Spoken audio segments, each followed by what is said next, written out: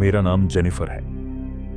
आज से 340 दिन पहले मैं एक बिजनेस ट्रिप पर साउथ अमेरिका जा रही थी। मेरी फ्लाइट, जिस पर सिर्फ 6 लोग थे, अचानक मौसम की खराबी की वजह से एक अनजाने जंगल के ऊपर क्रैश हो गई। जब मेरी आंख खुली तो चारों तरफ सिर्फ सन्नाटा था।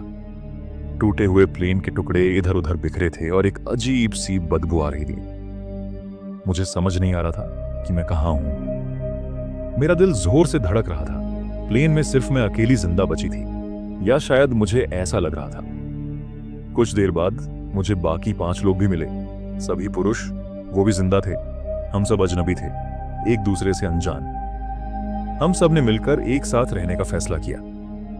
हमारी पहली रात बहुत डरावनी थी। अजीब जानवरों की आवाजें आ रही थीं और हमें नहीं पता था कि अगली सुबह हम जिंदा रहेंगे भी या नहीं।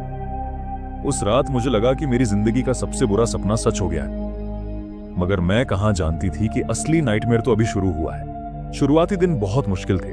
वो 5 सब के सब पुरुष बहुत अलग थे। पायलट जॉन बहुत अनुभवी था, लेकिन उम्र का असर दिख रहा था। रशियन बिजनेसमैन सर्गेई बात बात पर गुस्सा हो जाता था। Local guide Carlos and Diego जंगल के बारे में बहुत कुछ जानते थे, लेकिन उनकी नीयत पर शक होता था। और आखिर में टॉम, एक युवा अमेरिकन छात्र जो अपनी जान बचाने के लिए हर कोशिश कर रहा था। हमने पीने के पानी का इंतजाम किया, एक नदी ढूंढी और खाने के लिए फल और सब्जियां खोजनी शुरू की। जॉन ने बताया कि हम शायद अमेज़न के जंगल में हैं और यहां से बाहर निकलना नामुमकिन जैसा है। हम सब एक दूसरे पर भरोसा नहीं करते थे, लेकिन हमें साथ रहना पड़ा। मैं अकेली महिला थी और मुझे 5 से सावधान रहना था। धीरे धीरे खाने की कमी होने लगी। हम सब चिड़चिड़े होने लगे। एक दिन पानी को लेकर सर्गेई और डिएगो में बहस हो गई। उनकी बहस इतनी भड़क गई कि हाथापाई की नौबत आ गई। उस दिन मुझे पहली बार एहसास हुआ कि यहां सिर्फ जानवरों से ही नहीं, बल्कि इंसानों से भी खतरा है।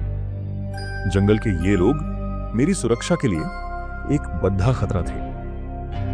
दोस्तों, हर नई कहानी के पीछे हमारी पूरी मेहनत होती है और आपकी एक एक लाइक उस मेहनत की कीमत चुकाती है। तो हमें सपोर्ट करें और चैनल को सब्सक्राइब करना ना भूलें। हमारे 45वें दिन भयानक तूफान आया। हमारा शेल्टर टूट गया और हम सब भीग गए। सर्गेई ने खाने का सारा सामान छिपा लिया था और जब हम सब ने उनसे पूछा तो उन्होंने साफ मना कर दिया। जॉन ने समझाने की कोशिश की, लेकिन सर्गेई ने उसकी बात नहीं सुनी। अगले दिन टॉम को बुखार आ गया। उसके शरीर पर अजीब से निशान थे। हमें समझ नहीं आया कि उसे क्या हुआ है और हमारे पास कोई दवा नहीं थी। कार्लोस और डिएगो भी अपनी अपनी दुनिया में खो गए थे। वो चुप चुप से रहते थे। मुझे अब डर लगने लगा था। मैं अब सिर्फ अपने और टॉम के लिए जिंदा रहना चाहती थी। मैंने हिम्मत करके जंगल में अकेले खाने की खोज की। मैं उन 5 से दूर रहना चाहती थी। एक दिन मैंने देखा कि डिएगो और कार्लोस कुछ अजीब बातें कर रहे थे। वो सर्गेई के बारे में बात कर रहे थे और उनके पास एक अजीब सा नक्शा था। उनकी बातों से मुझे लगा कि वे कुछ छिपा रहे हैं। मुझे समझ नहीं आ रहा था कि क्या हो रहा है। मैं अब 5 से और भी ज्यादा दूर रहने लगी। मैं जंगल में छिपकर खाने का इंतजाम करती थी और रात में चुपके से अपने शेल्टर में आ जाती थी। एक रात मैंने देखा कि जॉन और सर्गेई आपस में लड़ रहे थे और उनके बीच कुछ सामान था। मुझे कुछ समझ नहीं आया। मुझे अब पता चला कि इस जंगल में खाने की कमी नहीं है, लेकिन ये लोग कुछ छिपा रहे हैं। 120वें दिन मैंने एक गुफा देखी। मुझे लगा कि शायद यहां पर कोई मदद मिल जाए। मैं अकेले ही वहां गई। गुफा के अंदर मैं हैरान रह गई। वहां खाने का सामान, पानी और कुछ मेडिकल किट रखी थी। ये वही चीजें थीं जो सर्गेई और जॉन छिपा रहे थे। मुझे गुस्सा आया। मैं तुरंत वापस लौटी। वहां मैंने देखा कि जॉन और सर्गेई आपस में झगड़ रहे थे। जॉन कह रहा था कि यह सामान सबका है, लेकिन सर्गेई किसी की नहीं सुन रहा था। डिएगो और कार्लोस चुपचाप सब देख रहे थे, लेकिन टॉम बीच बचाव करने की कोशिश कर रहा था। तभी मुझे उनकी बातों से पता चला कि प्लेन के अंदर कुछ बेहद कीमती सामान था, जिसे जॉन और सर्गेई चुराकर भागना चाहते थे। लेकिन जब प्लेन क्रैश हो गया तो वो सामान खो गया था। तभी मुझे टॉम के शरीर पर लगे निशानों की बात याद आई। वो निशान किसी जानवर के नहीं थे, बल्कि टॉक्सिक प्लांट के थे। मुझे याद आया कि डिएगो और कार्लोस ने उसे गलती से वो जहरीला पौधा खिला दिया था। मुझे गुस्सा आ गया। मैं उन लोगों से लड़ने के लिए तैयार हो गई।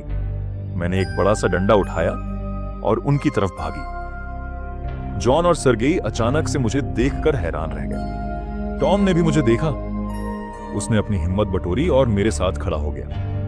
कार्लोस और डिएगो दोनों वहां से भाग गए। मैं जानती थी कि ये लड़ाई मेरी और टॉम की जिंदगी की लड़ाई थी। मैंने और टॉम ने मिलकर उन दोनों से लड़ाई की। जॉन और सर्गेई दोनों घायल हो गए। मैंने उन्हें गुफा में बंद कर दिया और हम दोनों वहां से भाग गए। अब हम दोनों ही जंगल में थे। हम एक साथ रहने लगे। मैंने टॉम का ख्याल रखा और टॉम ने मुझे अकेला महसूस नहीं होने दिया। हम दोनों ने मिलकर एक साथ खाना ढूंढा, शेल्टर बनाया। हम 200 दिनों तक जंगल में थे, फिर 300 दिन और फिर 340 दिन। मुझे यकीन था कि हम यहां से बाहर निकल जाएंगे। हमें उम्मीद की एक छोटी सी किरण भी नहीं दिख रही थी, लेकिन हमने हार नहीं मानी। हम दोनों हमेशा एक दूसरे को सहारा देते रहे। हमने मुश्किलों का सामना किया। एक दिन हमें दूर से एक हेलीकॉप्टर की आवाज सुनाई दी। हम दोनों ने तुरंत एक आग जलाई। हेलीकॉप्टर हमारे करीब आया और हमें बचा लिया गया। हम दोनों एक दूसरे को गले लगाकर रोने लगे। हम 340 दिनों तक जंगल में रहे थे। हमने उन 5 आदमियों के बीच जिंदा रहने के लिए अपनी जान दांव पर लगा दी थी। हमने अपनी ताकत और साहस का इस्तेमाल किया। मुझे इस बात का एहसास हुआ कि अगर तुम अकेले हो और तुम में हिम्मत और साहस है तो तुम किसी भी मुसीबत से लड़ सकते हो। इस कहानी का सार यह है कि हमें कभी भी हार नहीं माननी चाहिए, चाहे कितनी भी मुश्किलें क्यों ना जाएं। अगर हमारे इरादे मजबूत हैं तो हम हर मुश्किल को हरा सकते हैं।